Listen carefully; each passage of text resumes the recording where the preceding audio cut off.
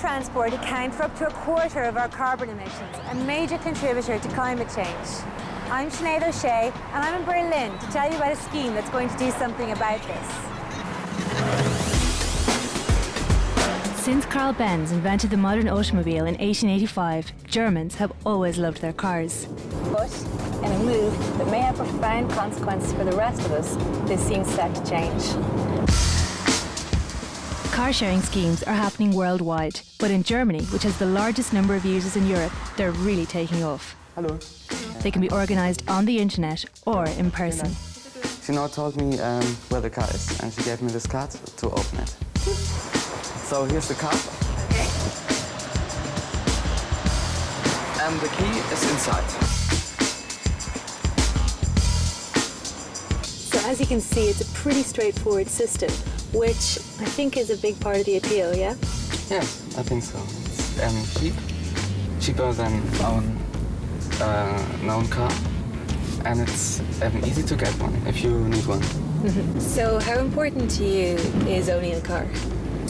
It's not important. I don't need a car anymore nowadays. The preferences of people like Angelo have not gone unnoticed by Germany's major car manufacturers.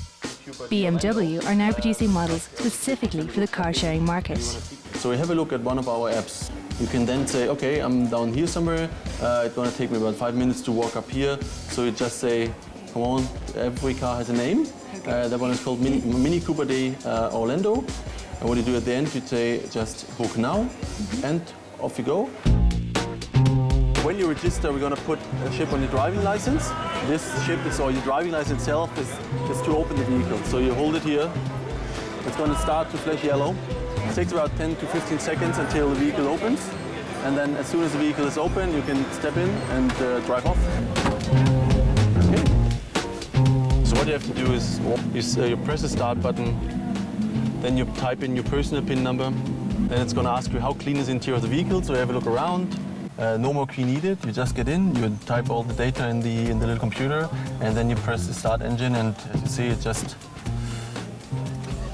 starts. Don't you feel that it might lead to people just not buying cars anymore? Well, if it leads to that, at the end of the day, then it will be something which is not only BMW facing. Every car manufacturer is confronted with this. I think that from the strategic point of view, it's better to start something now instead of running behind a certain trend.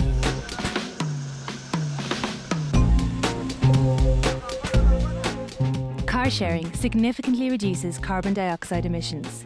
We make fewer journeys when we don't own cars, and each shared car replaces between 4 to 8 that are individually owned. Shared cars are also smaller and newer.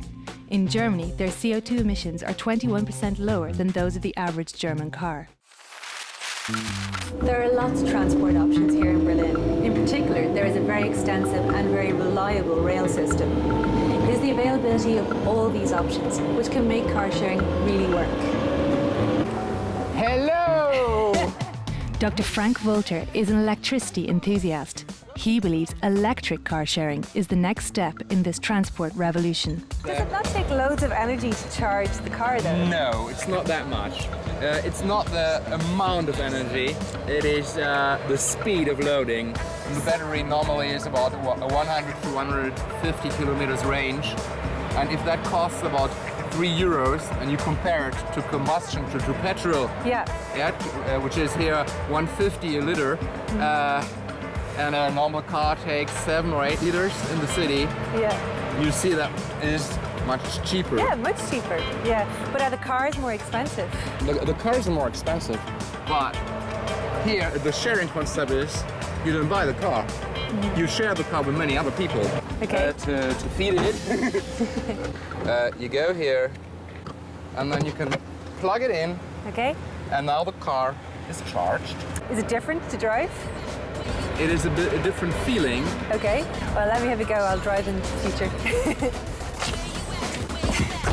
The age of the car, the age of oil, these epochs are changing. Maybe not fast enough, but with car sharing, we're at least on the right road.